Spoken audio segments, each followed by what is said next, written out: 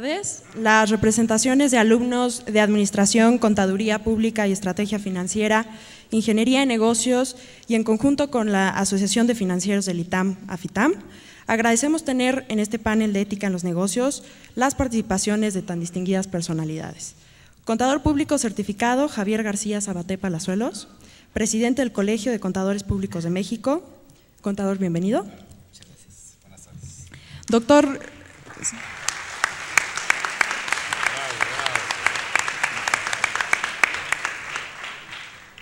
Doctor Carlos Macaden Martínez, jefe del Departamento de Estudios Generales del ITAM. Bienvenido, doctor.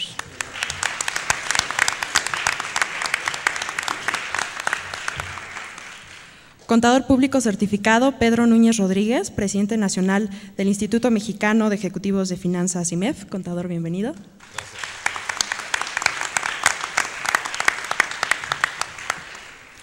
Contador Público Certificado Enrique Zamorano García, exdirector del Centro de Investigación y Desarrollo del CINIF y profesor emérito del Instituto Politécnico Nacional. Profesor, bienvenido.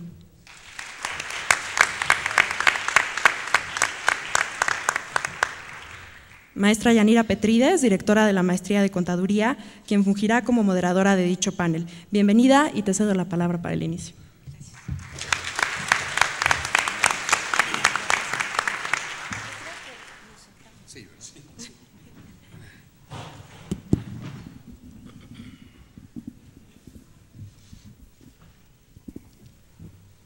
Buenas tardes, es para mí un honor darles la más cordial bienvenida a este panel de ética en los negocios y un privilegio contar con la presencia en esta mesa del doctor Carlos Macaden, jefe del Departamento Académico de Estudios Generales, así como la presencia de los contadores públicos Javier García Sabaté, presidente del Colegio de Contadores Públicos de la Ciudad de México, Pedro Núñez, presidente del IMEF, y Enrique Zamorano, distinguido profesionista y profesor que ha contribuido desde un inicio en la elaboración de los códigos de ética de la profesión contable.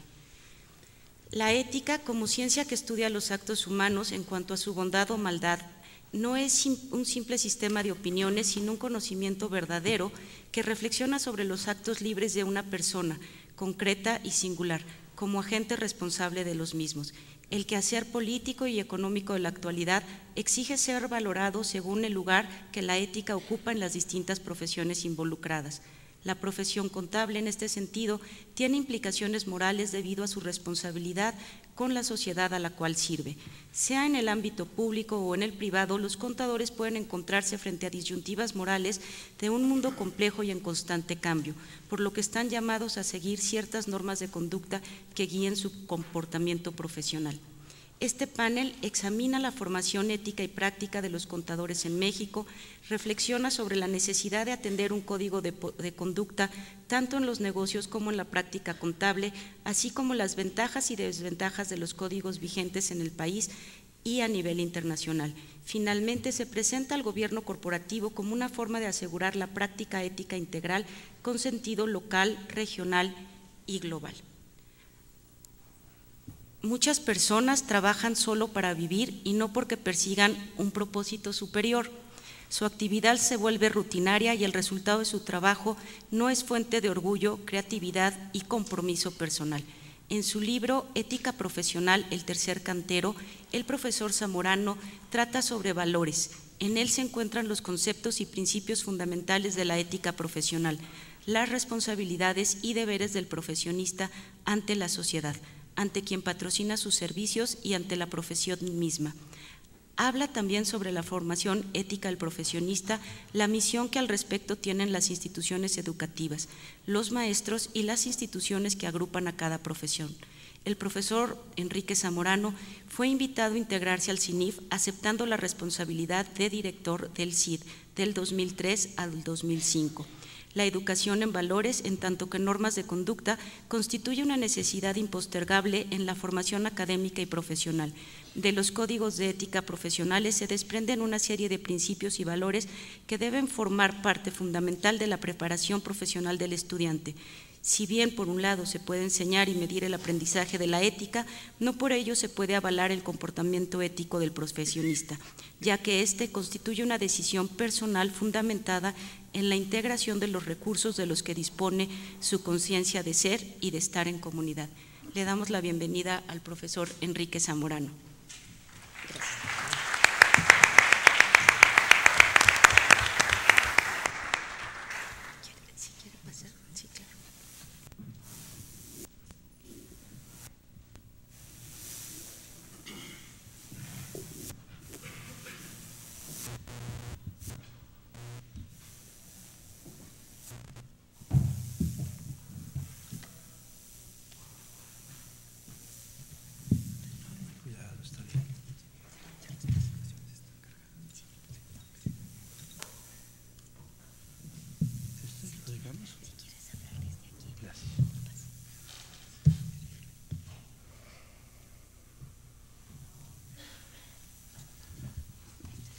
Muchísimas gracias, maestra Yanira, por toda la expresión que ha hecho sobre mi persona. Esa presentación realmente pues es producto de la brillante mente de usted. Así es que pues le agradezco muchísimo, se lo agradezco muchísimo. Para mí es un verdadero privilegio estar aquí con ustedes. Yo verdaderamente me siento muy agradecido de que se me haya invitado a estar en esta institución educativa, el ITAM, que para mí merece una gran admiración y un gran respeto.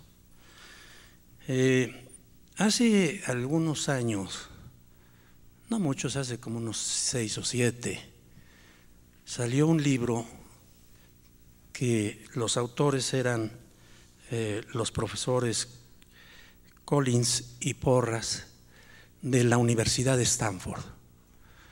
Estos profesores llevaron a cabo una investigación realmente muy interesante.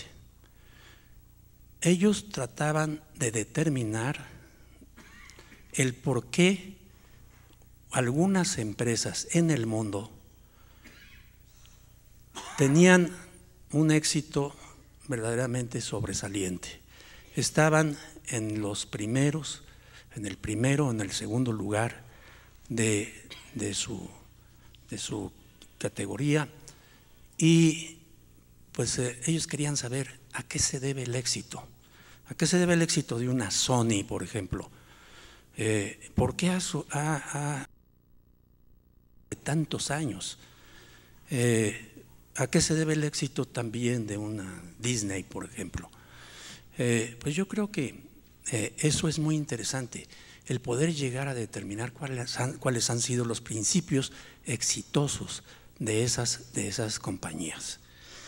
Y fíjense ustedes que llegaron a una conclusión bastante simple. Esa conclusión es: todas ellas tenían en común un núcleo de valores. Todas ellas tenían lo que podríamos llamar prestigio ganado a través de una ideología central, de un núcleo de valores. Y creo yo que esto, si bien es cierto que la investigación estuvo dirigida hacia las empresas, también se puede dirigir hacia las instituciones, a las instituciones educativas. Mi plática con ustedes esta tarde se llama Ética para Universidades. Y lógicamente creo yo que un elemento fundamental de las universidades que tienen un gran prestigio y que ese prestigio lo han conservado durante mucho tiempo, ha sido su ideología central, ha sido su núcleo de valores y un sentido de propósito que guía e inspira a todos los miembros de la comunidad universitaria. Así tenemos pues universidades que tienen un renombre mundial, como puede ser la Universidad de Oxford, Harvard o la Universidad de Salamanca en España. Aquí en México, pues desde luego que está el ITAM, que a pesar de ser una universidad más joven que las que acabo de nombrar, tiene un gran prestigio en la comunidad. Y pues está también el TEC, la Ibero, en fin, hay muchas universidades que no vamos a poder decir todas, pero que han ganado un prestigio verdaderamente singular. Y eso se debe principalmente a su núcleo de valores. También allí se encuentra algo en común en esas instituciones. Pues vamos a ver cuál es el núcleo de valores, y ese núcleo de valores, si ustedes pueden apreciar allí, se integra de 5 partes. Esa es una pirámide en la cual nos encontramos que está en la parte pues importante, la que viene a cargar toda la estructura, está la filosofía de la institución. ¿Cuál es su filosofía? Enseguida viene a ser la misión, o sea, vamos de abajo hacia arriba. La misión, la otra es la visión, y después siguen principios y valores. Para ilustrar los componentes de este núcleo de valores, este es lo que se llama un núcleo de valores, tomaré el ejemplo de una institución que verdaderamente es ejemplar. Esa institución es de reconocido prestigio y es el ITAM. El ITAM tiene un núcleo de valores y vamos a ver cuál es ese núcleo. Primero, la filosofía educativa. Esta filosofía educativa se forma de 2 párrafos. Vamos a ver el primero, porque el primero tiene una esencia, pero verdaderamente interesantísima. Yo me quedé sorprendido cuando la leí. Cuando leí el primer párrafo. Dice, el ITAM se inspira en un concepto que entiende al ser humano como ser libre, como ser social, comprometido con la elevación y el progreso humano, y como ser llamado de vocación esencial a buscar la verdad y el bien. Repito esta última frase. Ser llamado de vocación esencial a buscar la verdad y el bien. Ese concepto de verdad es algo que a mí me ha inquietado muchísimo y que he estado pensando mucho por mucho tiempo sobre esto, investigando sobre él. E inclusive he escrito algunos artículos sobre qué es la verdad. Pero tiene una gran profundidad este concepto de la filosofía educativa.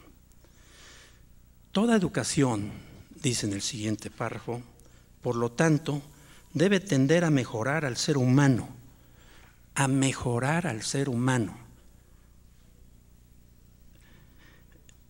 mediante el enriquecimiento de sus mejores valores, la integración de su persona, la formación de su conciencia y el acrecentamiento de su capacidad de servicio.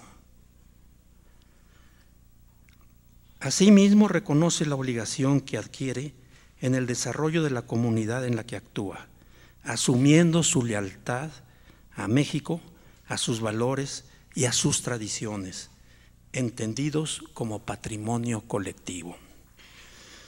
A mí se me hace que este párrafo o estos 2 párrafos de la filosofía del ITAM están muy bien logrados.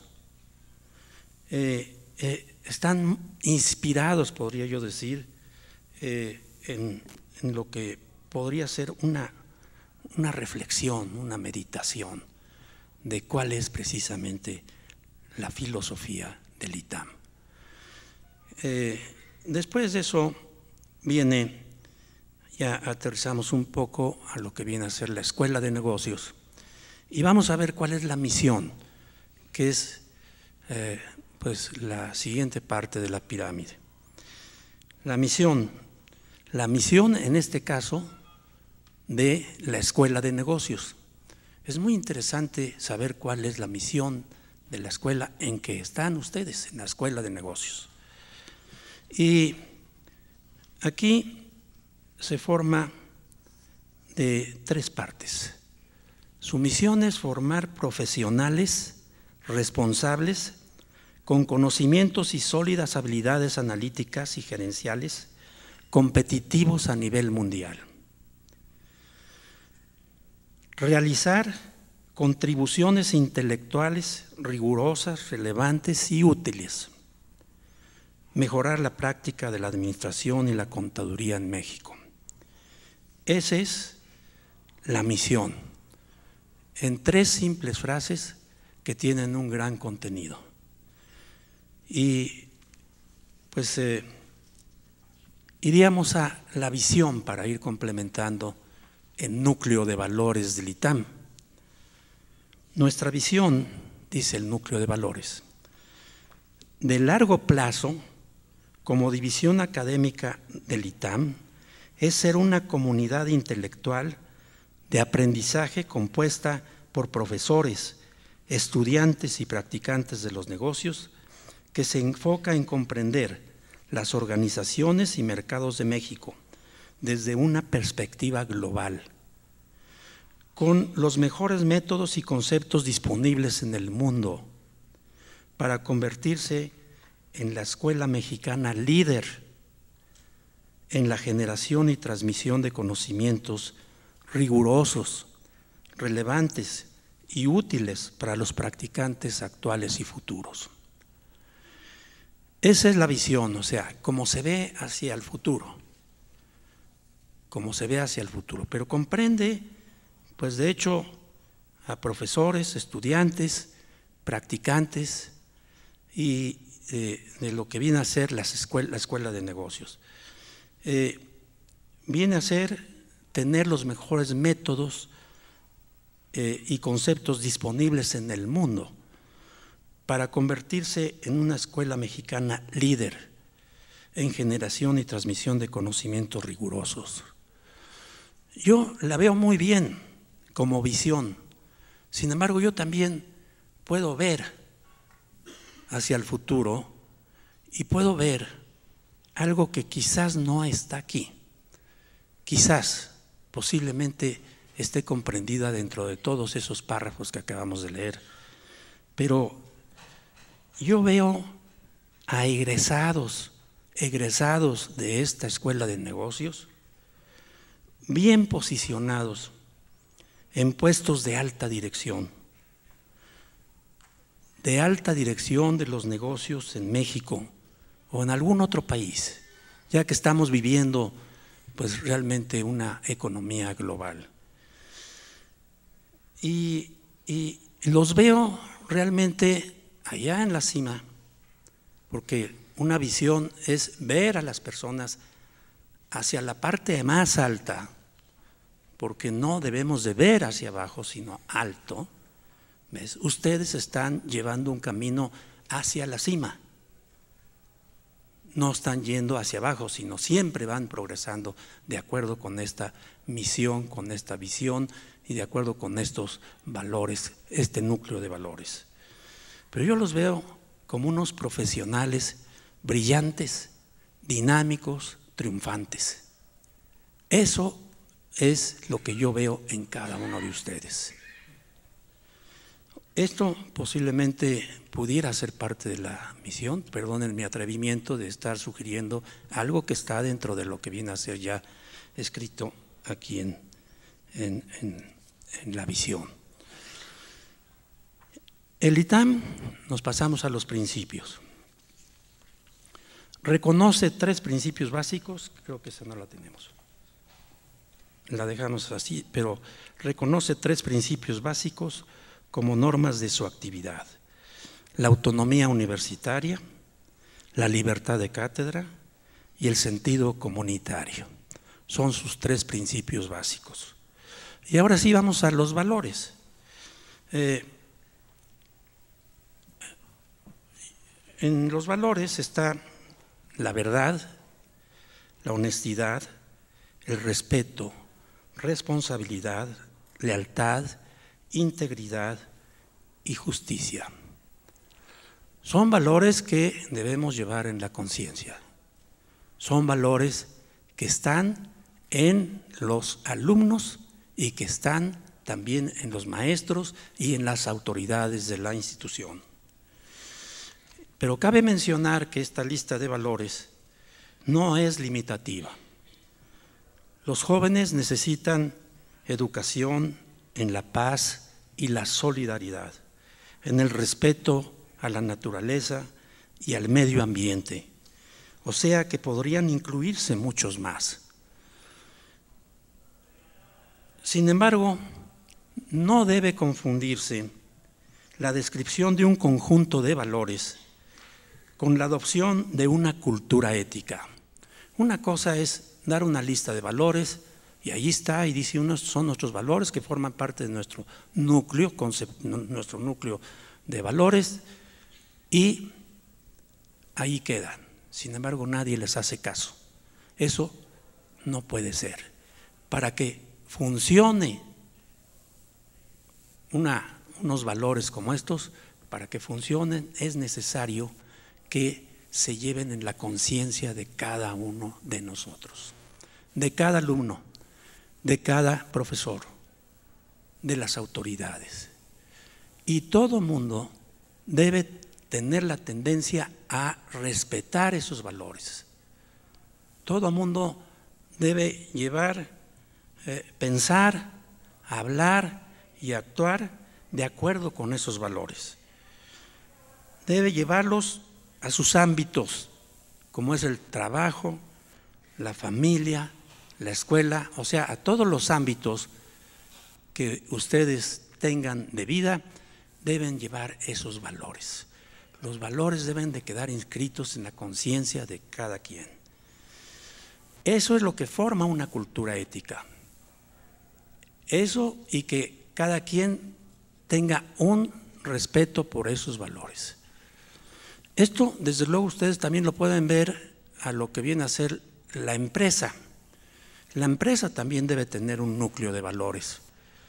La empresa también debe saber que de su director general hasta el último nivel conocen ese núcleo de valores y que saben que se debe respetar, y que es el director general el primero en que tiene que respetar estos valores. Acuérdense que ustedes van a ser directores. Acuérdense que si están en una escuela de negocios van a ser directores generales. Van a formar parte del nivel más alto. Consecuentemente, es importantísimo que ustedes desde la escuela sepan cuál es el valor de esto. Yo quisiera mencionarles que recientemente hubo una, pues no modificación, sino hubo un agregado a la ley SOX, que ustedes saben que es la abreviación que se hace de la ley Sarbanes-Oxley, en una sección que es la 404, en la cual dice que los auditores, al revisar el control interno, deben de poner especial atención a la competencia y el tono ético de la alta dirección. Fíjense que esto es bien importante. Cuando se está viendo como parte del control interno el tono ético de la alta dirección, estamos hablando de que la ética forma parte del control interno, y que además de eso yo pienso que es la parte más importante del control interno. Porque lógicamente cuando desde el director general, desde todos los que conforman la alta dirección, tienen en cuenta eso como algo principal, y además de eso también hacen que todo lo que está en la ética se respete, pues lógicamente que toda esa institución, esa empresa, lo que va a ser guiado por la ética, o sea que es el mejor control interno que puede haber. No lo olvidemos. Nos vamos uno atrás, por favor. Uno atrás, por favor.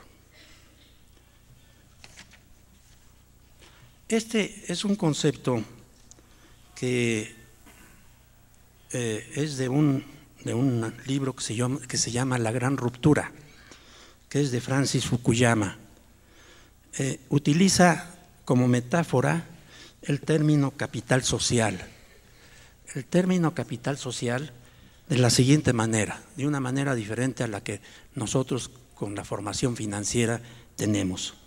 Dice que el capital social puede ser definido simplemente como un conjunto de valores o normas compartidas entre los miembros de un grupo que permiten la cooperación entre los mismos. Si los miembros de ese grupo aceptan que los demás integrantes se comporten en forma correcta y honesta, terminarán por confiar los unos en los otros. La confianza es como un lubricante que hace que cualquier grupo o organización funcione en forma más eficiente, afirma Fukuyama. Prestigio y confianza constituye el patrimonio más valioso de una institución educativa o de una empresa o de una firma de contadores o de una firma de consultores en negocios. Es el patrimonio más importante, prestigio y confianza. Cuando se logra eso, cuando ustedes logran a base de ética que las personas les den esa categoría de prestigio y confianza, pues van a encontrar con que empieza la firma a progresar o la empresa empiezan a confiar en sus productos, porque las personas que están realizando esos productos, los que están llevando a cabo la producción, son personas que tienen prestigio y confianza. Esa empresa tiene prestigio y confianza. Ese capital hay que defenderlo siempre, siempre. Pues bien, la ética, con esto puedo decirles que no es solamente un valor moral, sino que también tiene un valor económico. A base de ese prestigio y de esa confianza, la empresa va a ganar, a ser exitosa y va a perdurar a través del tiempo. Pues bien, se me han vencido mis 15 minutos. Les agradezco muchísimo el haberme escuchado y estoy a sus órdenes. Gracias.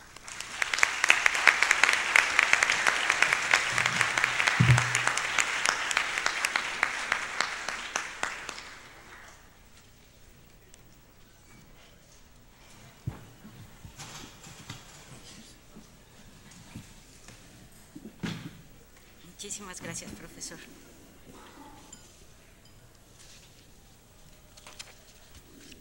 Una de las cualidades importantes de un código de ética es su insistencia sobre el valor y la importancia que tiene la persona como centro, sentido y fin de todos los esfuerzos que realiza una institución.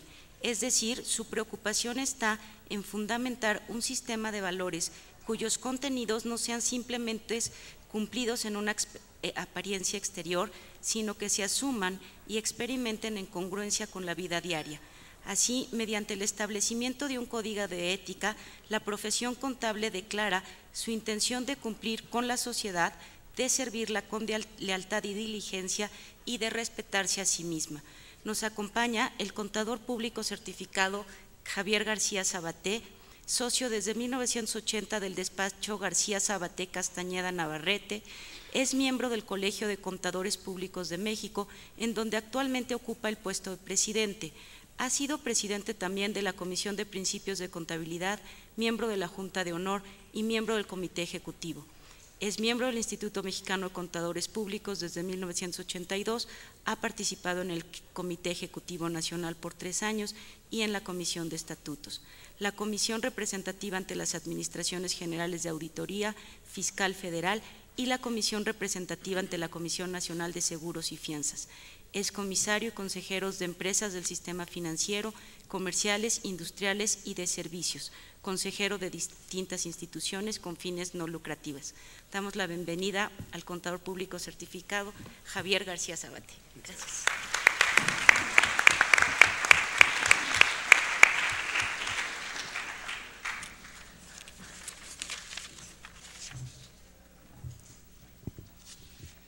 Jóvenes, muy buenas tardes.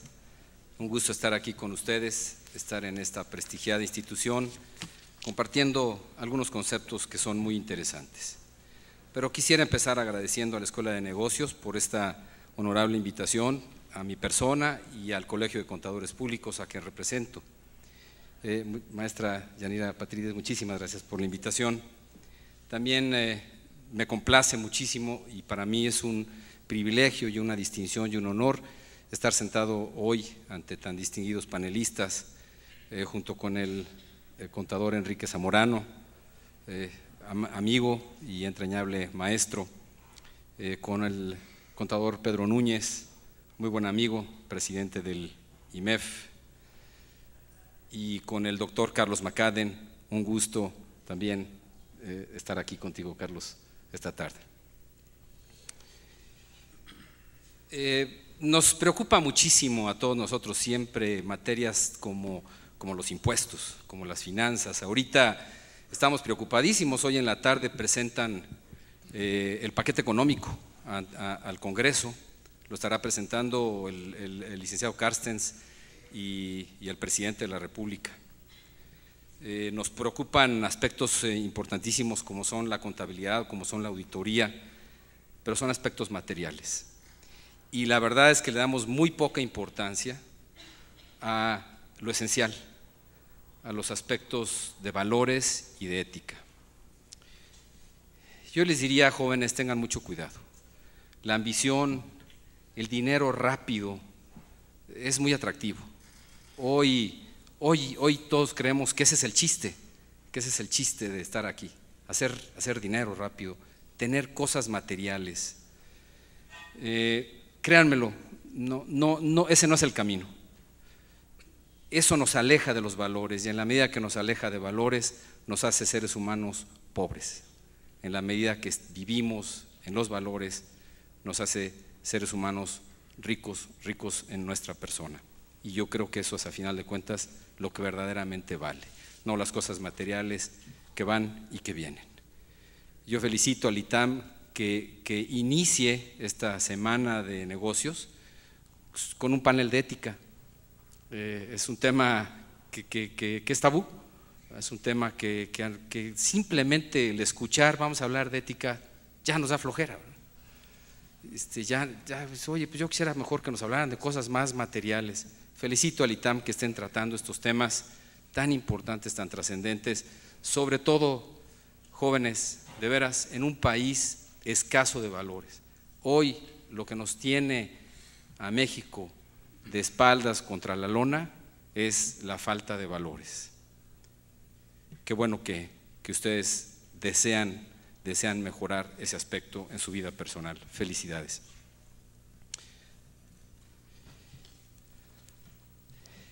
Por supuesto, tenemos que partir de la base que la ética es un concepto puro. Seguramente el doctor Macaden nos hablará sobre ese aspecto de la ética. Yo no quisiera entrar en materias filosóficas, no me corresponden, ni es mi expertise.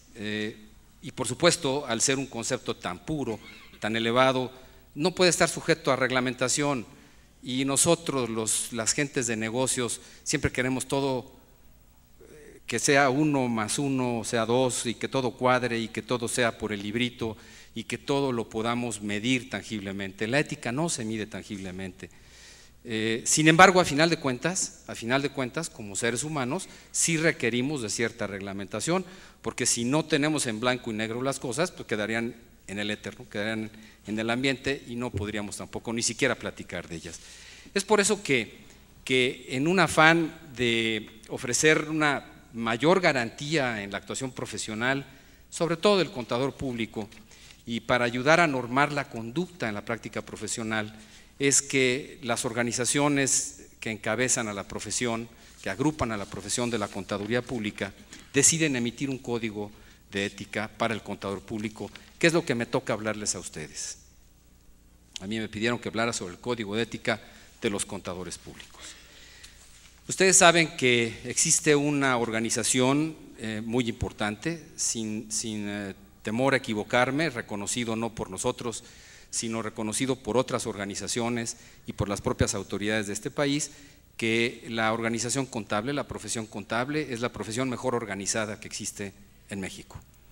Y se organiza a través de un organismo federal que se llama Instituto Mexicano de Contadores Públicos, que es el organismo que emite la normatividad para los contadores públicos. Y ese organismo tiene a su vez colegios de contadores públicos en cada una de las ciudades más importantes de esta República Mexicana. Hay el día de hoy 59 colegios de contadores públicos a lo largo y ancho de nuestro país. Aproximadamente congrega del orden de unos 22,000 contadores públicos a nivel nacional, y a nivel área metropolitana estamos congregados en el Colegio de Contadores Públicos de México, cerca de 6,500 contadores.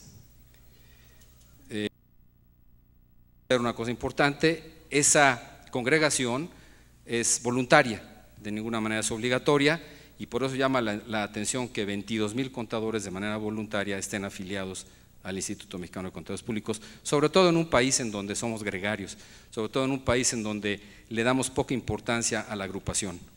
El día que todos nosotros estemos conscientes de que agrupados trabajamos mejor y nos representamos mejor, cambiaremos también nuestra mentalidad, y el colegio y los colegios de profesionistas pues aumentarán enormemente en su afiliación y por supuesto consecuentemente en su representatividad.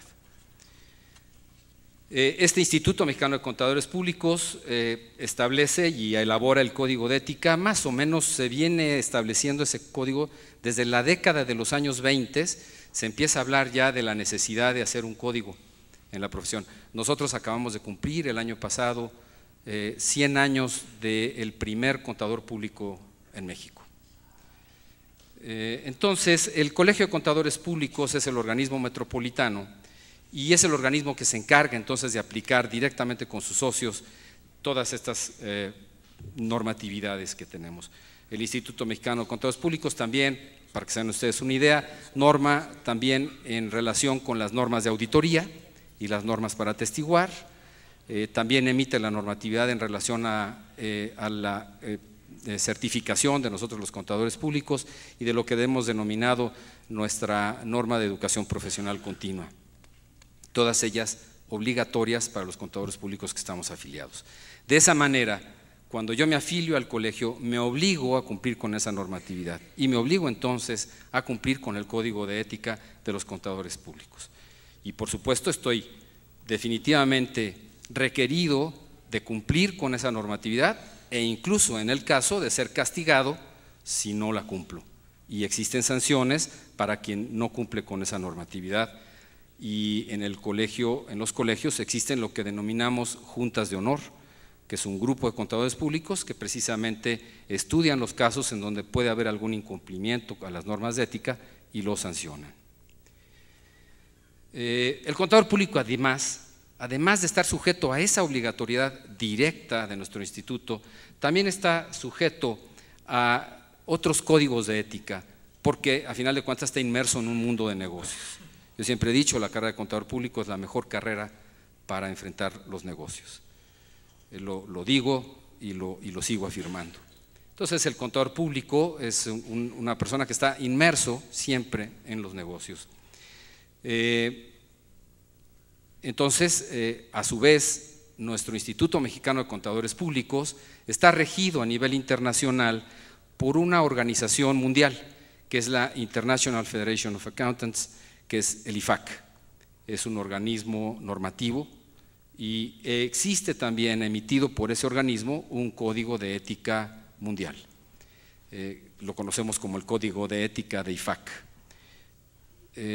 Una de las intenciones de IFAC es que las normatividades se vayan homologando en el futuro para que todas las normatividades sean internacionales y no haya normatividades locales. Ustedes seguramente habrán escuchado ya que las normas de información financiera, lo que se pretende es que en el año 2012 en México estemos homologados a esas normas internacionales y que también la mayoría de los países afiliados a IFAC estén todos homologados en normas internacionales financieras. También deberemos estar homologados en normas de auditoría y normas para atestiguar para ese entonces. Y por supuesto también pretenden en algún momento que los códigos de ética se homologuen. Esa parte la veo un poquito más complicada aún, porque ahí sí interviene muchísimas cuestiones que son de cada país. Pero veremos qué es lo que sucede más adelante a ese respecto. Otros códigos de ética a los que el contador generalmente se ve también inmerso y que debe cumplir son los códigos, por ejemplo el Código de Mejores Prácticas Corporativas, lo platicaremos, aunque no es un código de ética, contiene dentro del código hay una serie de normas que rigen el comportamiento y que rigen algunas condiciones de conducta de la gente de negocios, y el contador público tendría que atender a ellas si está en ellos. El Código de los Auditores Internos, el Código del Instituto Mexicano de Ejecutivos de Finanzas, que seguramente Pedro nos platicará un poco más adelante. La propia Ley del Mercado de Valores establece también ciertas condiciones de normas de conducta que los contadores deben de seguir. El Código de Ética del Contador Público está estructurado de manera muy sencilla. Es un librito delgadito, es un librito fácil de leer, es un librito que seguramente en una sentada ustedes que traen la disciplina del estudio les garantizo que lo pueden leer, ahí lo pueden ver, lo pueden leer en una hora cuando mucho. Ese para que lo conozcan los que no lo conocen. Nuestro código se estructura en primer lugar de una serie de postulados. Hay una discusión importante entre que los códigos de ética tienen que estar definidos a base de postulados, que es un concepto más amplio, una norma más amplia, o con base en casos específicos. Por ejemplo, el Código de Ética de Estados Unidos, de los contadores en Estados Unidos, o el Código de IFAC, nos regulan a través de casos prácticos. Y es evidente que en los casos prácticos no pueden regular todo. Un postulado sí abarca un todo. Nosotros consideramos que nuestro código de ética es en ese sentido mucho más estricto, mucho más sólido y mucho más fuerte que incluso el código internacional de IFAC o que el código de Estados Unidos. Después vienen una serie de normas generales aplicables al contador independiente, al contador en el sector público, al contador en el sector empresa, al contador docente, y después un capítulo de sanciones. Y al final después viene una serie de guías y ejemplos que se pueden dar para que podamos aplicar adecuadamente o podamos aplicar mejor nuestro código. Los postulados son 12 y voy a explicárselos rápidamente, creo que es muy importante. A final de cuentas, estos postulados no son más que normas de conducta y son normas que cada uno de ustedes ya trae inmersa en su ser. Yo les diría, si no fuéramos gente de bien, si no fuéramos hombres y mujeres de bien, no seríamos éticos.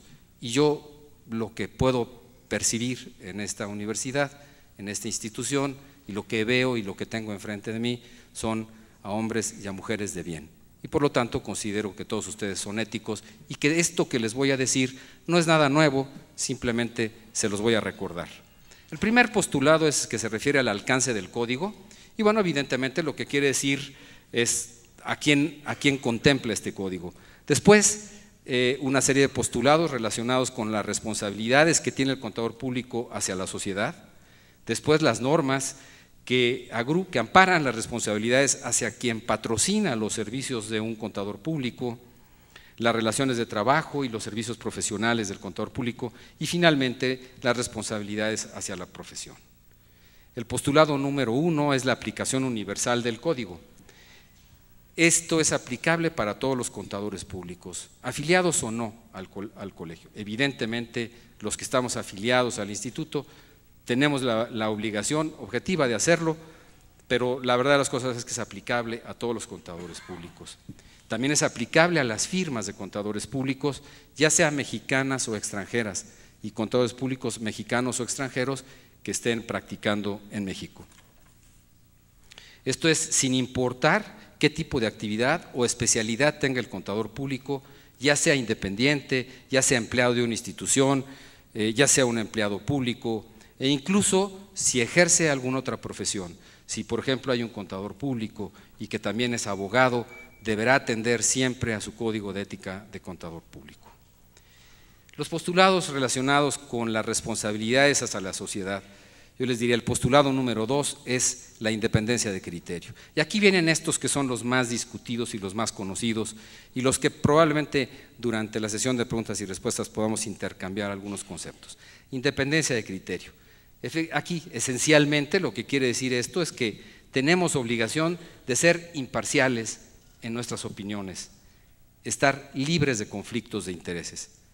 Evidentemente, todos estos conceptos son subjetivos y son complicados de definir, pero bien, tendremos que entrar en su momento en detalle y dentro del código se detalla un poco más esto. El postulado número 3 habla de la calidad profesional de los trabajos. Esto es que el contador público siempre debe considerar, en primer lugar, las normas que nos rigen como contadores públicos y que son aplicables al trabajo que vayamos a efectuar, y que siempre deberemos actuar con cuidado, con diligencia, con inteligencia, en resumen, trabajar profesionalmente. El postulado número 4 es la preparación y la calidad del profesional. Esto que lo que quiere decir es que un contador público, para aceptar un trabajo, debe de considerar que tiene la capacidad y el entrenamiento suficiente para poder hacerlo. Si no, no debe aceptar el trabajo.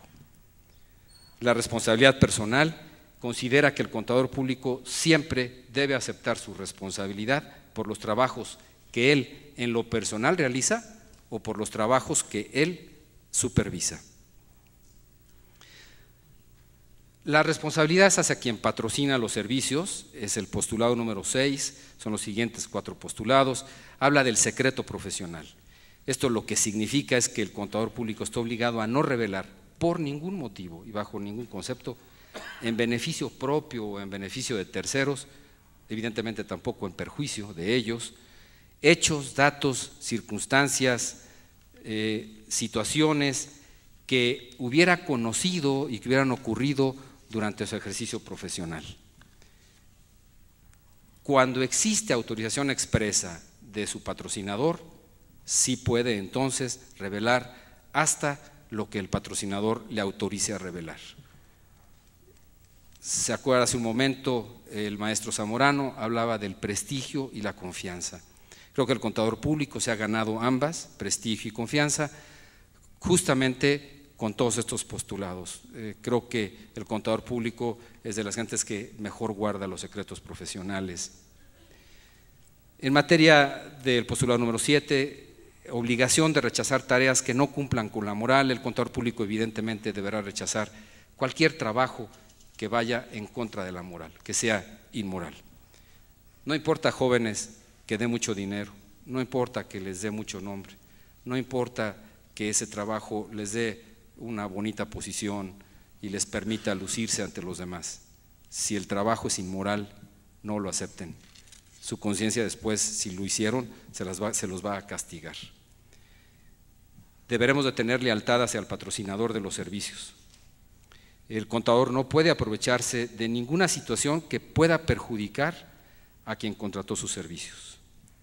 En materia de retribución económica, es evidente que el contador público vive de eso y por lo tanto tiene derecho a recibir retribución económica por sus servicios y por el trabajo que presta. Y finalmente, los últimos 3 postulados que hablan sobre las responsabilidades hacia la profesión. El primero es el respeto a los colegas y ya, por supuesto, a nuestra profesión. Nosotros tenemos que cuidar muchísimo la relación que tenemos con nuestros colaboradores, con nuestros colegas, con las agrupaciones a las que pertenecemos. y siempre tratar con la mayor dignidad a nuestra profesión. La dignificación de la imagen profesional con base en la calidad es evidente que la calidad es la que hablará por el profesionista. Un profesionista de calidad no necesita ni anunciarse, no necesita ni hacerse promoción, solito su calidad le será reconocida. Este es uno de los aspectos quizá controvertidos de nuestro código. Hoy en día el contador público puede hacerse, si lo considera, de manera digna y adecuada, bajo ciertas reglas, puede hacerse difusión y puede hacerse publicidad. Les quiero comentar que hasta hace probablemente 8 años el contador público no tenía la posibilidad de hacerse promoción ni hacerse publicidad bajo ningún concepto, ni como firma ni en lo personal. Hoy lo puede hacer siguiendo determinados estándares de dignidad. Y finalmente, la obligación que tenemos de la difusión y la enseñanza de los conocimientos técnicos. El contador público debe tener siempre como objetivo mantener las más altas normas profesionales y de conducta y, por supuesto, defender el conocimiento de la contaduría pública. El Código de Ética contiene mucho más que estos postulados. Después, como les decía, vienen las normas generales y es un compendio de normas que nos guían en la actuación. Los contadores públicos que actúan mal son denunciados en los colegios, y lo tenemos, tristemente. No son muchos los casos, afortunadamente, pero sí tenemos frecuentemente casos en donde un patrocinador o una autoridad denuncia una actuación incorrecta de los contadores públicos y a través de la Junta de Honor de los colegios son sancionados. Las sanciones pueden ir desde una amonestación privada hasta una amonestación pública, hasta una suspensión temporal de los derechos como socio, hasta la expulsión, dirían ustedes hasta la expulsación como socio del Instituto Mexicano de Contadores Públicos. Jóvenes, los felicito nuevamente por estar aquí, un gusto, y yo me pongo a sus órdenes para cualquier duda o comentario que quisieran que les atendiera a este respecto.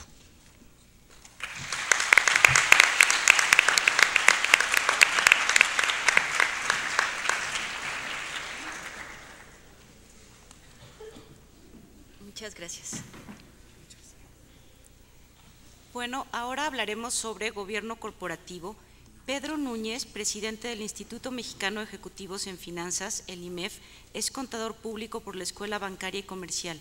Además, tiene otros estudios de posgrado en el ITAM y en Kellogg School de Northwestern University. Trabajó en la firma Mancera Ernst & Young en 1986 con cargos como contador general, gerente de contabilidad, gerente general de finanzas y administración. En 1998 toma el puesto de director de administración y finanzas y desde 2005 director de finanzas para México y Centroamérica. Aunque son muchos los factores que afectan a los procesos de gobierno y de toma de decisiones en las empresas, y a pesar de la importancia de estos factores para el éxito de las mismas a largo plazo, los principios de gobierno corporativo se centran en los problemas de gobierno que se generan por la separación entre propiedad y control. Por esta razón, los principios de gobierno corporativo deben servir de complemento a un planteamiento más abierto en el ámbito de la realización de inspecciones y balances. En ellos se hace referencia a otras cuestiones que también afectan a los procesos decisorios dentro de una sociedad, como las de carácter medioambiental o ético y las relacionadas con la lucha contra la corrupción. Damos la bienvenida a Pedro Núñez. Gracias.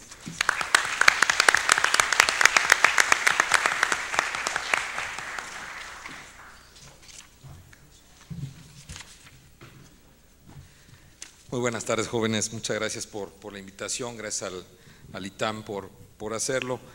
Gracias, maestra Yanira, al maestro Zamorano, de quien he aprendido mucho a través de los años. Javier, además del honor de compartir una gran responsabilidad contigo este año, representando instituciones muy importantes del país, tuve la oportunidad de que tu papá fuera de quien yo aprendiera la ética, así es que es una gran coincidencia. Carlos, muchas gracias y felicito por estar haciendo esto, y gracias a IMEF Universitario, los jóvenes de IMEF Universitario aquí presentes, por esta invitación. Felicito al comité organizador de este panel por permitirnos a los presentes compartir el fascinante tema de la ética. Es un tema que hoy a todos nos ocupa, ya fue mencionado anteriormente, y fíjense que retomando algo de lo que se ha comentado, creo que si nos quedamos, y un poquito para entrar al tema corporativo, al tema empresarial, con principios y valores éticos son igual a prestigio y confianza. Principios y valores éticos igual a prestigio y confianza. Aplíquenlo en su vida diaria, aplíquenlo en las familias, aplíquenlo en todo y siempre funciona esta regla. Bien, el Instituto Mexicano de Ejecutivos de Finanzas, somos una institución que data ya de hace 48 años en el país. Actualmente agrupamos a los principales ejecutivos que estamos relacionados con las finanzas. Y déjenme comentarles que acá no es por profesión, acá vemos contadores, administradores, economistas, actuarios, abogados, etcétera. El IMEF no tiene que ver la profesión, sino el interés particular inherente a las finanzas. Tenemos presencia en 17 grupos en la República. Bien, entramos. La empresa realmente es una comunidad social. Es una comunidad en la cual interactúan diversos actores y algo muy importante, como lo pueden ver en la lámina, se busca que el tema de gobierno corporativo sea realmente la definición de órganos de gobierno que lo lleven a buena marcha, que la lleven a un buen futuro. Vamos a empezar a entrar a ello y vamos a ir aterrizando cómo la ética tiene mucho que ver en ese sentido. La siguiente, por favor. ¿Qué factores influyen en una empresa? Esto es básico, ustedes lo conocen: clientes, accionistas, proveedores, el entorno en general, la comunidad que gira, las familias alrededor de los trabajadores. Pero la parte fundamental es que entonces una empresa no solamente es generadora de un negocio, sino realmente es todo un concepto que gira alrededor de ella. Bien, ha habido en años recientes, desafortunados, vamos a decir que en esta década, acciones que podemos calificar que han demeritado la confianza de instituciones por decisiones no adecuadas, por fraudes, por manejos y una serie de cuestiones. Y yo les preguntaría, ¿recuerdan ustedes algún escándalo financiero que tuvo que ver más o menos hace aproximadamente 7 años? ¿Alguien recuerda de qué se habla de ese escándalo? ¿Perdón? Por allá creo que alguien dijo Enron, lo cual sería lo correcto. Hace años, y seguramente ustedes lo han visto en alguna de sus clases, hubo un escándalo financiero por una empresa que tuvo realmente malos manejos, y los malos manejos fueron hechos por la alta dirección. Ahí hay un problema ético claro en las decisiones, los cuales fueron a afectar a toda la comunidad inherente a la empresa, sobre todo a los trabajadores, inversionistas, etcétera, etcétera. La más reciente, ahora, hace cuestión de propiamente ni un año, ¿cuál fue lo que empezó a pasar con el sistema financiero norteamericano? ¿Qué lo detonó? Crédito, un exceso en el otorgamiento de crédito, principalmente para hipotecas, para hacerse de casas, segundas casas, etcétera. ¿Ustedes creen que detrás de eso haya sido un problema financiero nada más, un problema de que alguien se equivocó a la hora de hacer las corridas y simplemente falló algo en los números? ¿Ustedes creen que haya habido problemas éticos y de comportamiento en los actores que participaron ahí? Para que se despierten, jóvenes. Participen. Bien, espero que al ratito empiecen a participar. El tema fundamental, ¿ustedes creen que no hubo comisiones por aquellos que colocaban crédito? ¿Ustedes creen que no había también comisiones por los que vendían las casas? ¿No había una serie de incentivos que hoy podemos llamarles perversos para aquellas colocaciones de paquetes hipotecarios hacia los mercados internacionales? Claramente tuvo que haber influido intereses económicos de las personas para seguir haciendo de eso cada vez más grande y no con una real revisión de los riesgos que ello ameritaba. Vean cómo el ambiente corporativo va teniendo una tónica muy importante alrededor del tema ético y de cómo se conducen los ejecutivos y los responsables de esto. Perdón. El perder confianza, el perder prestigio, definitivamente puede llevar a una empresa a perder posiciones de mercado, a disminuir el valor de una marca. O sea, un tema que pudiera ser un tema de una mala decisión podría influir en ello. Si pensara yo en un tema ambiental, ¿qué se les ocurre que fuera una decisión de una empresa que viniera a afectar el medio ambiente? Cualquier ejemplo que les venga a la mente, no estoy hablando de casos en sí, sino un caso hipotético, que afectara el medio ambiente y que con ello perdiera valor la empresa, su marca, utilidades en sí. ¿Qué se les ocurre que pudiera ocurrir?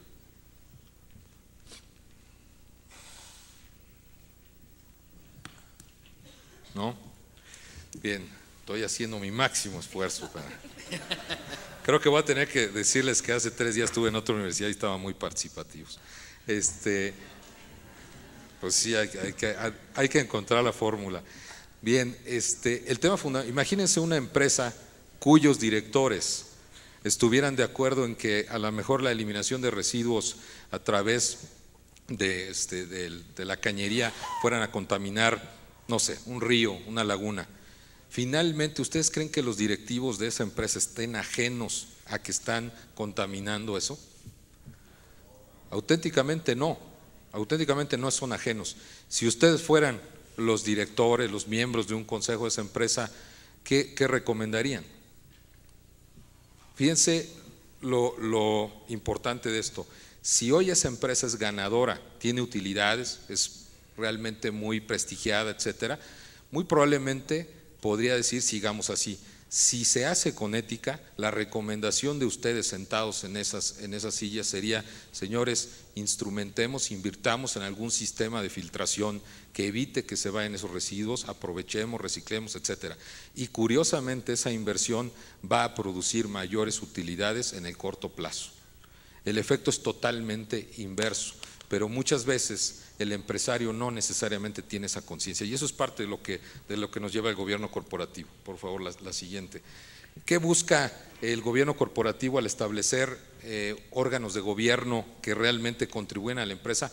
Maximizar el valor de la empresa. El ejemplo que les acabo de dar, el tener buenas prácticas de gobierno corporativo no es otra cosa más que buscar que la empresa valga más. Y hay 2 factores fundamentales ahí en el término de la lámina. ¿Por qué maximizar el valor de la empresa? Y un tema fundamental es la permanencia y la otra es la trascendencia y crecimiento futuro. Hay muchísimas empresas en nuestro país. No sé si alguien tenga una idea de, por ejemplo, qué porcentaje del total de empresas en nuestro país representa la pequeña y mediana empresa. ¿Qué porcentaje número? 90%. 90% son pymes en nuestro país.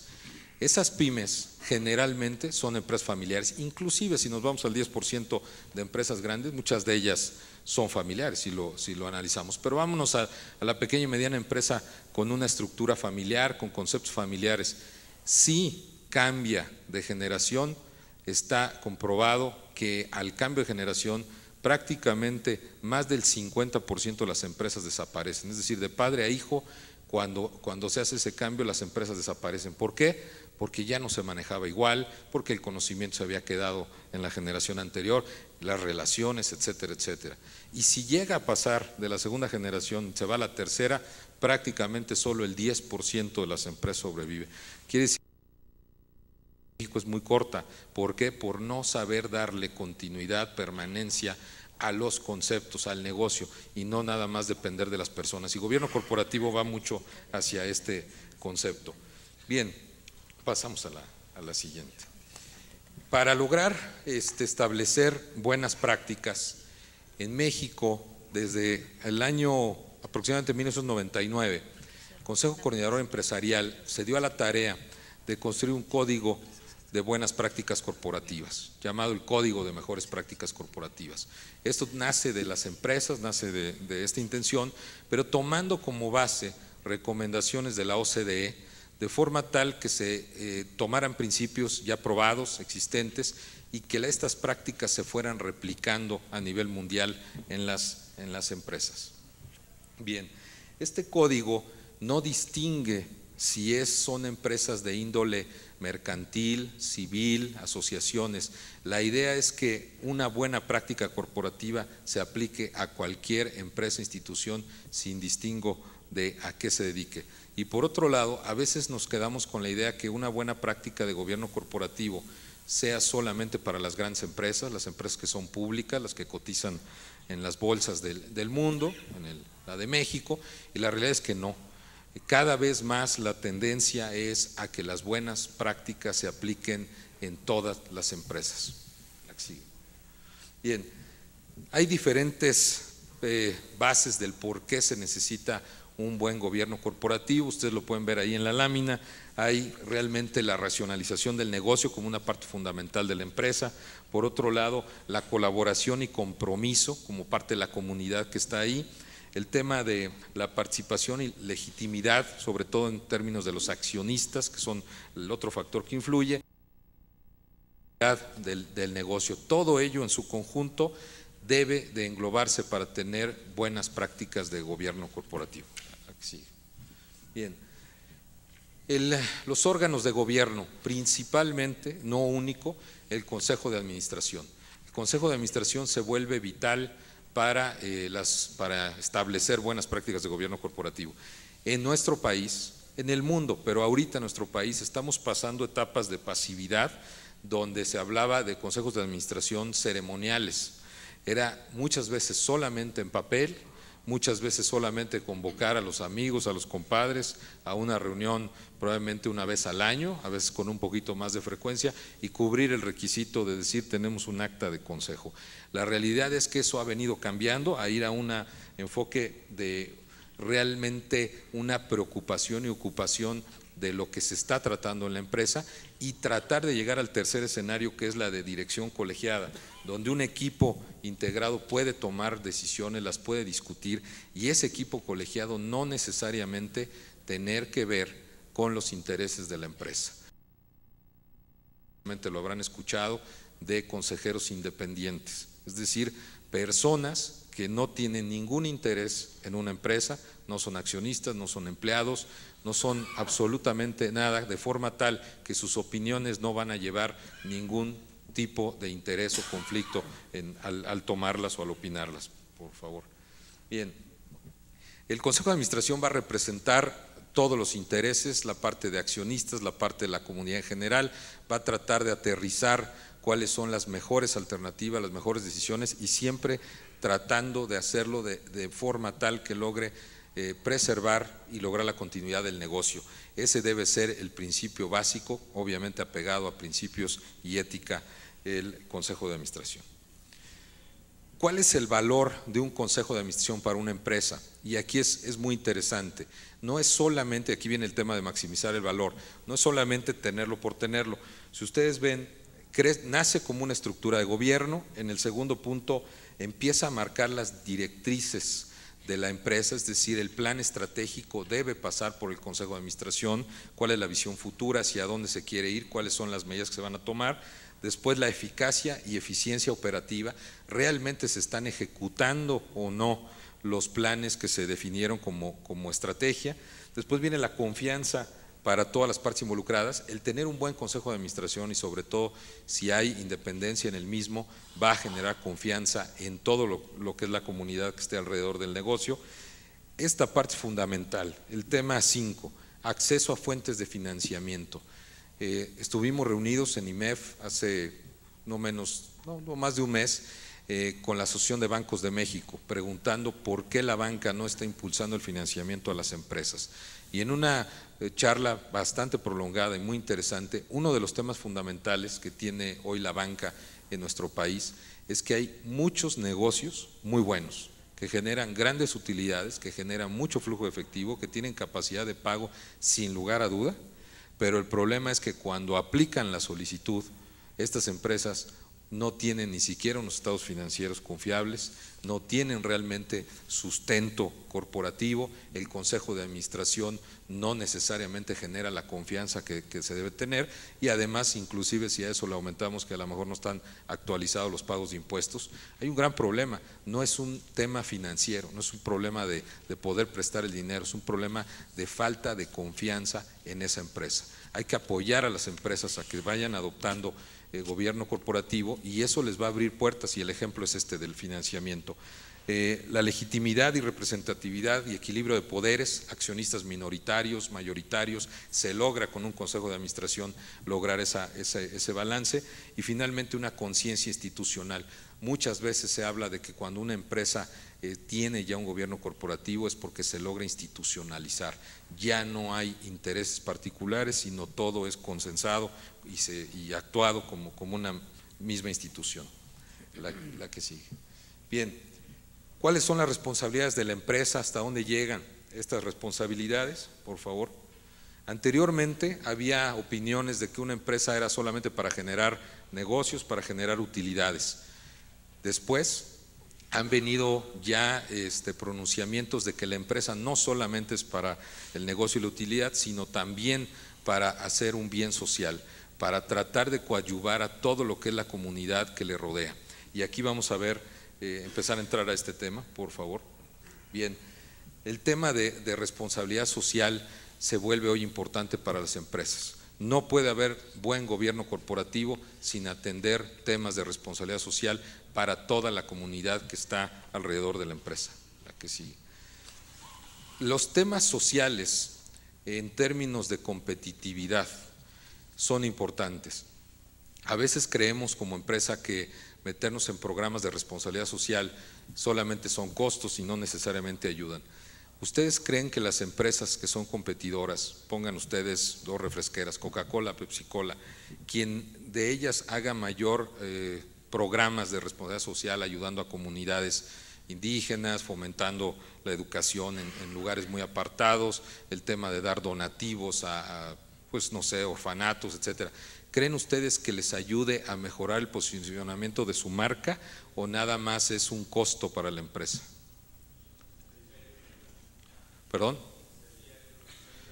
Definitivamente ayuda, ¿no? Yo estoy seguro que todos los que estamos aquí reunidos, si supiéramos que determinada marca está haciendo más y nos consta que lo está haciendo, es probable que inconscientemente empecemos a comprar más, o conscientemente inclusive empecemos a comprar más de esa marca por saber que finalmente están aumentando algo. Entonces el tema de competitividad para las empresas también es un tema interesante cuando se habla de responsabilidad social. La que sigue. Bien, la responsabilidad la he venido ahorita comentando, no solamente tiene que ver con dar donativos o hacer aspectos ambientales, también tiene mucho que ver con desarrollo de sus trabajadores, de las familias de los trabajadores, apoyarles y contribuir a que todo este círculo vaya creciendo junto, y esa es parte de la responsabilidad también de una buena práctica de gobierno corporativo. Bien, ¿con quiénes se puede tener responsabilidad social empresarial? Pues ustedes lo pueden ver ahí, con los consumidores, con el gobierno, con organizaciones civiles, con sindicatos. La realidad es que no hay una regla, se puede tener y se debe hacer con todos. Bien, aquí simplemente una gráfica para demostrar que el buen balance entre utilidades y bienestar social en el tiempo ayuda a equilibrar, balancear y lograr esa permanencia de la empresa, la continuidad de la misma. La que sigue. Bien, terminando con el tema de gobierno corporativo, definitivamente una buena práctica de gobierno corporativo maximiza el valor de las empresas, la ética con la cual predique, con la cual dé el ejemplo el Consejo de Administración, definitivamente va a coadyuvar a que la empresa tenga acceso a mayores beneficios, a que se le tenga a que se le reconozca más prestigio, a que se le tenga más confianza. Gobierno corporativo es algo que no es una moda, es algo que llegó para quedarse y es algo que en México tenemos un gran reto todos para difundirlo. En IMEF hemos editado un libro que recientemente ha sido un éxito, Gobierno Corporativo en México. Ojalá a alguno de ustedes le interese y tenga la oportunidad de leerlo. La verdad es que es un tema fundamental y también hay principios de ética en el Ejecutivo de Finanzas. Ligando estos dos, la verdad es que el compromiso que tenemos todos quienes estamos representando instituciones es tratar de difundir cada vez más lo que debe de ser, lo que es bueno y lo que nos va a ayudar al país para seguir adelante. ¿Podría tomar 3 minutos más? ¿Sí? Muchas gracias. Rapidísimo compartirles algo, jóvenes, la siguiente. ¿Hacia dónde van aquellos que aquí en la mesa quieran irse por el lado financiero? ¿Cuál es el perfil? Y sobre todo muchos de ustedes se preguntarán, bueno, si me voy por el área de finanzas, ¿qué puedo ser? ¿Puedo ser un asesor, un promotor de inversiones? ¿Puedo ser un ejecutivo bancario? ¿Puedo ser esto? Fíjense que algo muy interesante que está pasando en las empresas a nivel mundial es que si uno ocupa la posición, la siguiente, de CFO en una empresa, y vámonos a empresas transnacionales, hace cerca de un año publicó la revista CFO, así se llama en Estados Unidos, una estadística donde cada vez más CFOs de organizaciones transnacionales están llegando a las posiciones de CEOs. Y esto lo ligo con el tema de la ética. ¿Por qué? Porque el CFO lleva implícito en su formación conceptos éticos, conceptos donde va ganando posiciones dentro del contexto de los ejecutivos de una organización. Creo que es importante que ustedes sepan que todo lo que tiene que ver con la aplicación de confianza, nuevamente, y valores, va generando y va redituando en el tiempo. La que sigue. ¿Hacia dónde se perfila la función financiera hacia el siglo XXI, por favor? Básicamente con retos importantes que pueden ver, la globalización, la tecnología, el talento, los intangibles, una serie de cuestiones que han cambiado y revolucionado los negocios, pero lo más importante es la siguiente, que ya la función financiera forma parte de la alta dirección y que participa en la estrategia.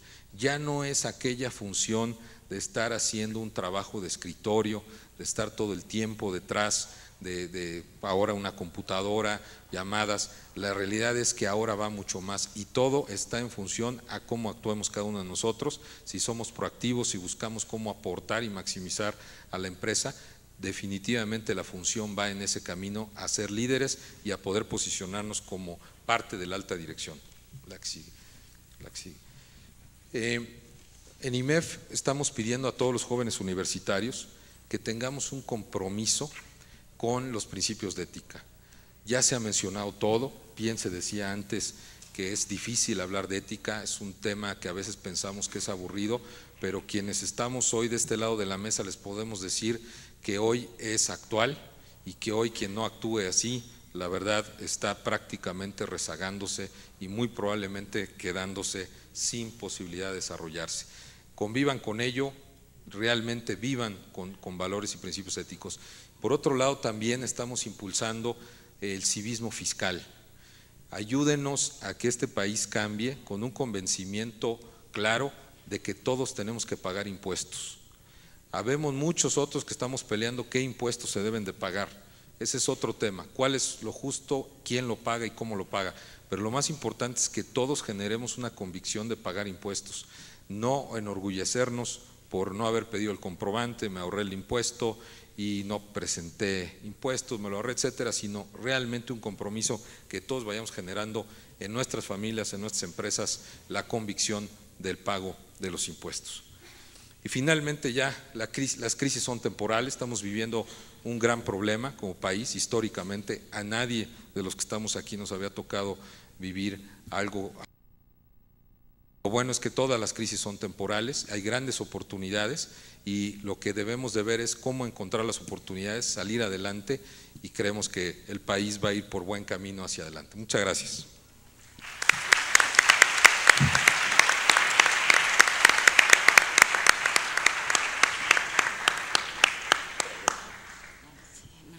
Muchas gracias, Pedro. Por último, agradecemos y nos enorgullecemos de verdad por la presencia del doctor Carlos McAden, jefe del Departamento Académico de Estudios Generales. Él es licenciado en Economía, licenciado en Ciencias Sociales y licenciado en Derecho por el Instituto Tecnológico Autónomo de México, licenciado en Filosofía por la Universidad Iberoamericana y es doctor en Filosofía por la Universitat Freiburg de Suiza. El doctor Carlos McCadden cerrará este panel comentando los temas que se trataron durante el evento con una perspectiva integral. Muchas gracias, Carlos.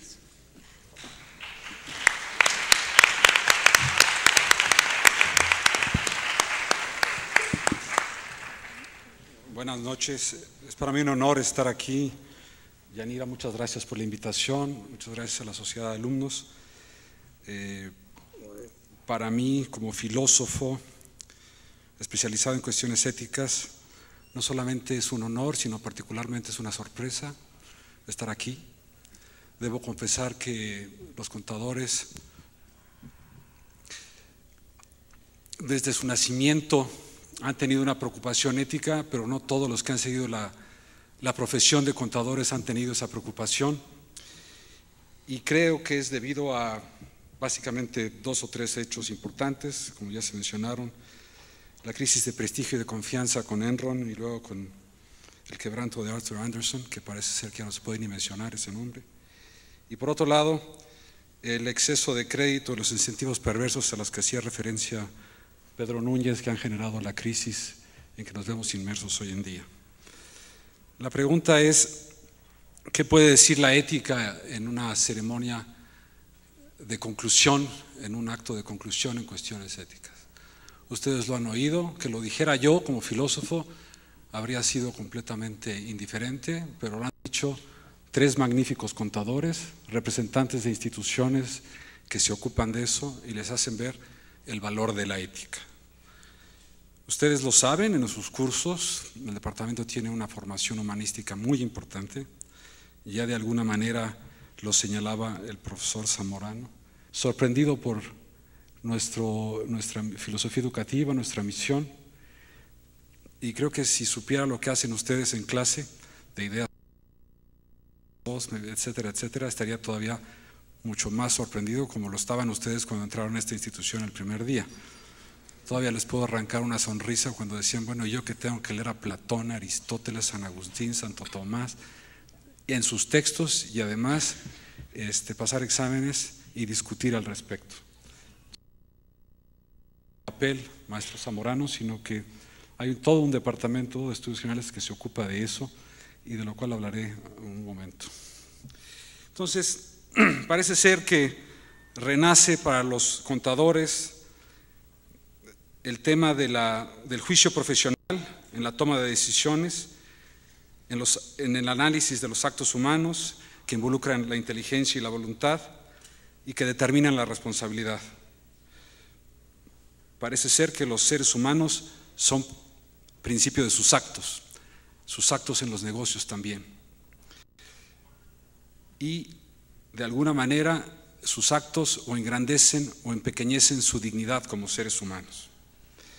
¿Qué perfil debe tener el contador? Se nos ha dicho de diversas maneras, pero parece ser claro que la veracidad, es decir, el vínculo con la verdad y la realidad, no el mito o la fantasía, sino la realidad, es lo que debe guiar a un contador. ¿Qué es la realidad? ¿Qué es lo que la hace inteligible? Ustedes han estudiado esto bastante exhaustivamente. ¿Cuáles son los límites de la ética profesional? ¿Cómo podemos producir en equipo? ¿Qué es el gobierno corporativo? ¿Cuál es la sociabilidad del hombre? ¿Cuál es la naturaleza social del hombre? ¿Cómo se busca el bien común? O como se dice, el bien de la corporación. ¿Cuáles son las fuentes de la responsabilidad social? No solamente como individuos, sino como sociedad. Los códigos de ética, como bien hizo ver el contador Javier García Sabaté, de quien por cierto fui compañero de su hermano estudiando filosofía, nos decía que hay muchos códigos de ética pero los muchos códigos de ética definitivamente se alejan tanto del escepticismo ético, es decir, no hay ética, del subjetivismo ético. Ya quisiera yo ver a un contador defendiendo el subjetivismo ético o el relativismo ético o el escepticismo ético. Cuando se trata de negocios parece que estas escuelas divertidas desde el punto de vista teórico se convierten en absolutamente incompatibles. La llamada de atención a nivel mundial definitivamente fue la ley Sarbanes-Oxley, Sarbanes-Oxley Act de 2002, un acta de reforma de la contabilidad pública de la empresa y de protección del inversionista, particularmente las empresas que cotizan en bolsa, y el código ética de la CFA que fomenta las conductas éticas de los contadores. Quisiera comentarle, profesor Zamorano, que en el ITAM, en nuestros cursos de ética, tratamos de acercar a los alumnos a un patrimonio de cosas ya pensadas sobre el hombre, el mundo y Dios. En nuestros cursos de problemas, tratamos de hacer de nuestros alumnos hombres de su tiempo, y en nuestros cursos sobre México, tratamos de hacer hombres comprometidos con México. De alguna manera, hemos puesto, creo, en cada uno de los que están aquí presentes, las bases y los fundamentos para que los códigos de ética puedan crecer y desarrollarse firmemente. El ITAM hizo y hace todavía una invitación a que sus alumnos filosofen, a tomar conciencia de su ser como seres humanos y desarrollándose en este modesto oficio, como cualquier otro, el de carpintero, el de plomero, el de médico, los jóvenes filósofos que tienen ustedes frente a ustedes, saben distinguir entre la verdad y la falsedad, o por lo menos así los enseñamos. Y no con respecto a una teoría, sino con respecto a muchas. Saben decirlo según Platón, saben decirlo según Aristóteles, en fin, hasta Wittgenstein y Heidegger. Y si no, pues no deberían estar aquí sentados. Estos alumnos han contemplado la verdad y han impugnado la falsedad en sus clases, dialogando con sus profesores. Estos alumnos conocen de los malestares en la cultura contemporánea, particularmente cómo la filosofía ha sido o ha pretendido ser aplastada por la ciencia y el malestar que han generado los mismos filósofos en la filosofía. No obstante, hoy están siendo despertados por contadores, no por profesores de filosofía, por contadores para que se ocupen de la ética. Yo ciertamente para mí esto es un honor el estar aquí, pero particularmente es una sorpresa. Filosofar es algo que hacemos todos. Hacemos filosofía de cocina y otros como ustedes son incipientes filósofos. Son seres humanos conscientes de nuestra dignidad de seres humanos, con un poder creativo, particularmente con una responsabilidad social. Hemos querido despertar en ustedes esta responsabilidad social. Y creo que saben que debemos seguir el bien, no solo en la medida en que es útil. Es decir, tienen que ustedes buscar el bien porque es bien. O si quieren, traduzco esta frase filosófica en términos de negocios. La ética de los negocios no implica hacer de la ética un negocio. Ustedes están invitados a ser plenamente personas, particularmente cuando se asocian a producir riqueza. Esa es la gran tarea a las que están invitados y creo que eso es lo que se ha dicho de diversas maneras este día. Muchas gracias.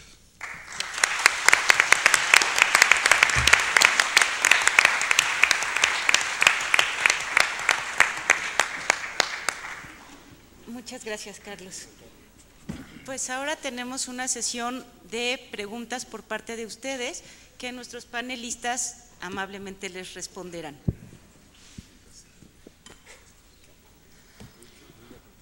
Felipe. Allá.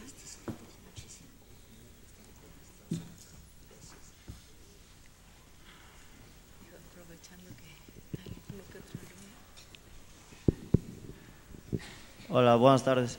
Para el Señor Pedro Núñez, de Gobierno Corporativo, una pregunta un poco técnica, es que no sé. Habla que el 90% de las pymes de nuestro país, que el 90% son pymes en nuestro país, y veo que dice Consejo de Administración, pero al ser pymes significa que son pequeñas o medianas, entonces quiero saber si se podría, con un administrador único, pertenecer al gobierno corporativo o aplicar esas técnicas.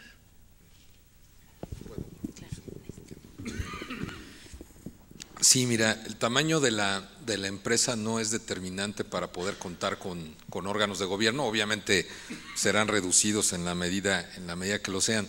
Inclusive hay una recomendación que venía ahí, con el simple hecho de tener, aunque sea un consejero independiente. Vamos a imaginarnos una empresa que a lo mejor sea un único dueño, pero que él conforme y esté abierto a crear un órgano de gobierno. Vamos a pensar que participaran 3 personas, papá, hijo, y que invitara a alguien independiente. En ese momento empiezas a tener un buen gobierno porque tienes a un tercero que va a ver las cosas de una manera distinta y que va a buscar opinar y de alguna manera buscar que prevalezca el negocio, no nada más por los intereses de aquellos. Entonces sí se puede, es cuestión de no verlo nada más como un órgano hacia empresas muy grandes, sino sí se puede aplicar.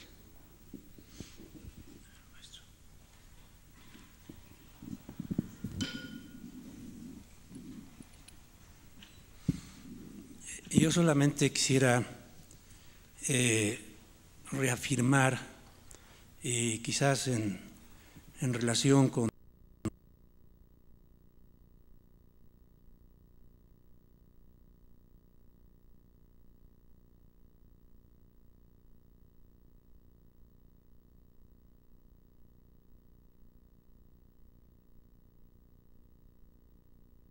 el doctor, en el sentido de que yo estaba sorprendido de que en el ITAM se tuviese ese núcleo de valores.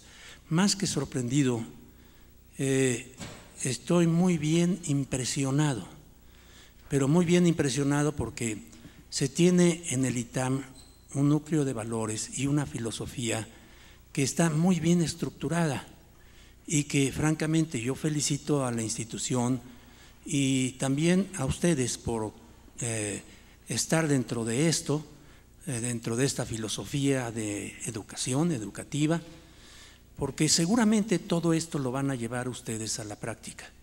Cuando estén ya en el terreno profesional, en ese terreno profesional ustedes van a ser, yo lo mencioné, de que van a ser, yo los veo, en la visión mía personal, los veo como unos profesionistas triunfantes, brillantes, exitosos. Pero eso lo veo porque las bases están puestas. Ustedes tienen una educación de primerísima calidad. El ITAM se distingue precisamente por eso, porque tienen una educación, una formación de sus profesionales de primera calidad. Y eso se comprueba también con los egresados del ITAM.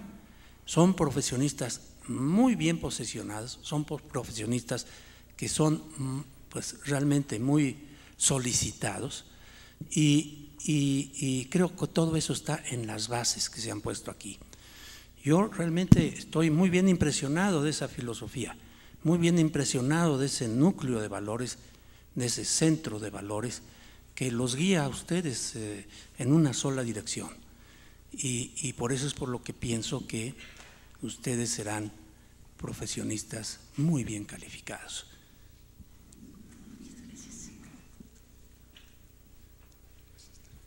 ¿Alguna otra pregunta?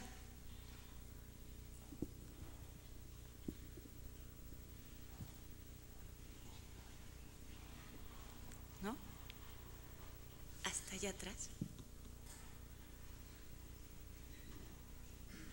Gracias.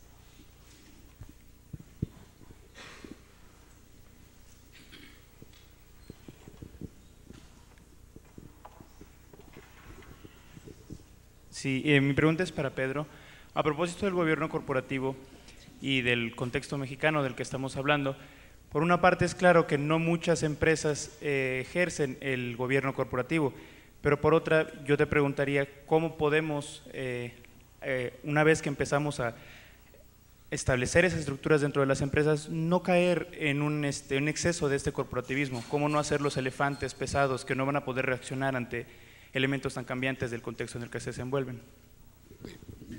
Y muy buena pregunta, porque a veces incluso se puede pensar que el gobierno corporativo se convierte en burocracia en las empresas y eso desalienta oportunidades de negocio y algunas medidas. Se tiene que establecer claramente cuáles van a ser las actividades, las responsabilidades de los órganos de gobierno que arranque esa empresa. Hemos hablado mucho del Consejo de Administración, pero también se deben de formar algunos comités, etcétera, no profundizo en ello, pero la parte fundamental es que cada uno tenga acotada su responsabilidad y cuál es la actividad para la cual está conformado.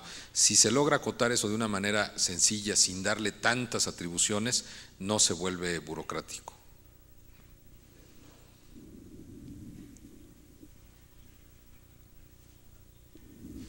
¿Algún otro comentario? Bueno, yo quiero hacer una pregunta al contador García Sabaté. ¿Cuál ha sido el obstáculo o los obstáculos principales con los que se ha encontrado este código de ética a lo largo de sus años de existencia? Bueno, te diría esencialmente al incumplimiento, a la reticencia de todas las gentes a aplicar el código de ética.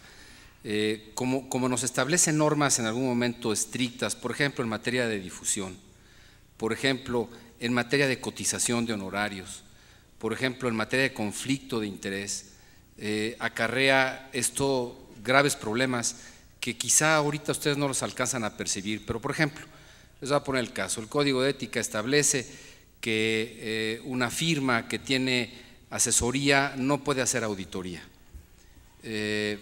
asesoría y consultoría en general, no debiera hacer también la auditoría porque hay un posible conflicto de interés. El conflicto de interés es algo intangible, el conflicto de interés es una percepción personal. Yo puedo pensar que alguien tiene conflicto de interés y él puede pensar que no lo tiene. Dentro de una firma de contadores públicos alguien puede decir, oye, yo como auditor no tengo ningún conflicto de interés en auditar una empresa cuyo asesor también es mi socio que está en la oficina de al lado en mi oficina. Y sin embargo la percepción general es que sí hay un claro conflicto de interés. Y entonces empiezan las discusiones. En la aplicación específica de casos prácticos es donde nuestro código de ética se enfrenta a ataques, se enfrenta a rechazos, se enfrenta incluso en algún momento hasta deserciones de contadores públicos que no están de acuerdo en la aplicación estricta de este tipo de normas que nos deben regir desde el punto de vista ético.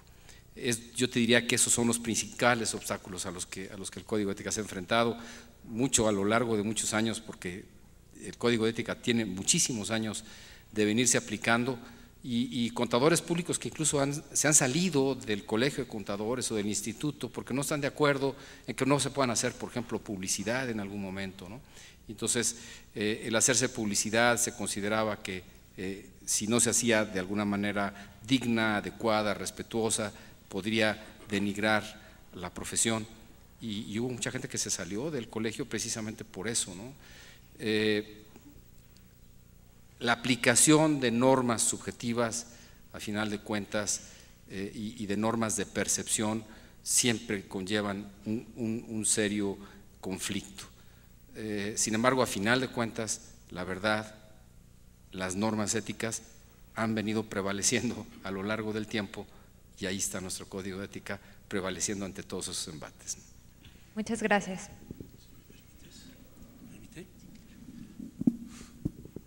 En relación con lo que acabamos de escuchar, efectivamente yo creo que el caso de conflicto de intereses se vio en una forma muy palpable en el caso de Enron, hablando de la firma auditora, porque esa firma pues cobraba unos honorarios muy altos, según pudimos apreciar, alrededor de unos $70 millones, Sin embargo, daba una serie de servicios, tanto de auditoría externa como de auditoría interna, y daba también a su vez consultoría, pero por los servicios de consultoría cobraba, de los 70 millones, cobraba la mayor parte, o sea, cobraba aproximadamente, por decir algo, 60 millones, los otros 10 millones venían a hacer la auditoría externa. Ahí hay un conflicto porque en realidad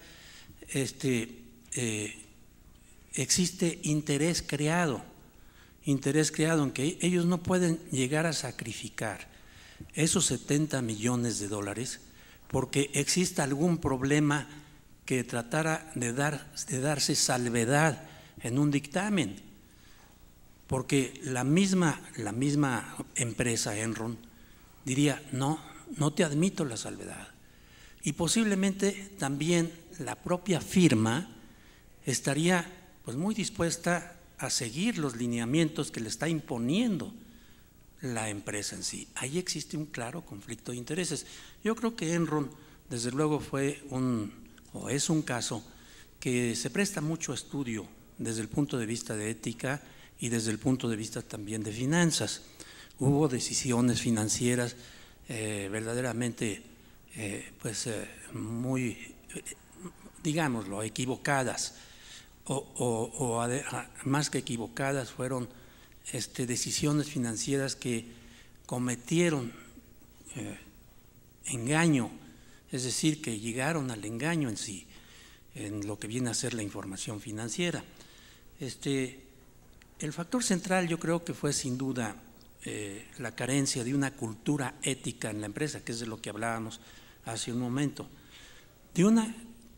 la carencia de una cultura ética en la empresa, y por parte de la firma también pues unas faltas a la ética profesional.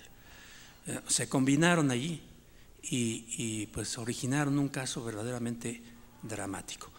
No es el único caso que hemos visto en los últimos años, sino también hay otros más. Y quizás ahora que habló Pedro sobre el aspecto de los bancos, en esto de los bancos existen problemas también de ética muy, muy importantes.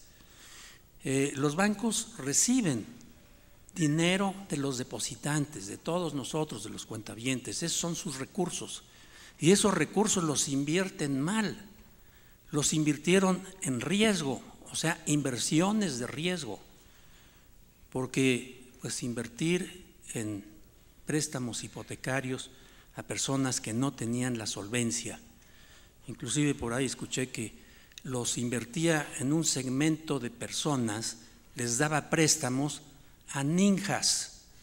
Y yo dije, ¿qué es eso de ninjas? Al principio me pareció como si fuera una especie de alguna tribu que está por allá por el África, o yo no sé dónde. Ninjas, ¿qué son? Y decían, son las siglas de No Income, NI, No Jobs, sin trabajo, y No Assets. O sea, es lo que hacían. O sea, por aumentar pues el volumen de préstamos, porque ese volumen de préstamos efectivamente daba al principio una buena cantidad de intereses a los bancos, o sea, aumentaba, multiplicaba los ingresos por intereses, y pues lógicamente los bancos lo que hacían era hacer préstamos que podrían no tener la seguridad de recuperarlos posteriormente, pero estaban prestando dinero de los depositantes. Los bancos se pusieron en posición de quiebra. Hubo un banco que efectivamente se fue a la quiebra bajo el capítulo 11 de Estados Unidos. Sin embargo, a todos los demás llegó el gobierno y los rescató, porque eran tan grandes, son tan grandes que no es posible dejarlos quebrar. Ese fue el criterio, así de simple. Pero lo rescató ¿con qué? Lo rescató con el dinero que invirtieron los contribuyentes, o sea, es con dinero proveniente de los propios impuestos. Yo creo que hay cuestiones de ética muy importantes que analizar, ¿verdad? Y verdaderamente, ustedes lo saben, cuando llegó a estos bancos el primer refuerzo, podríamos decir, del gobierno, ¿qué hicieron los de la alta dirección?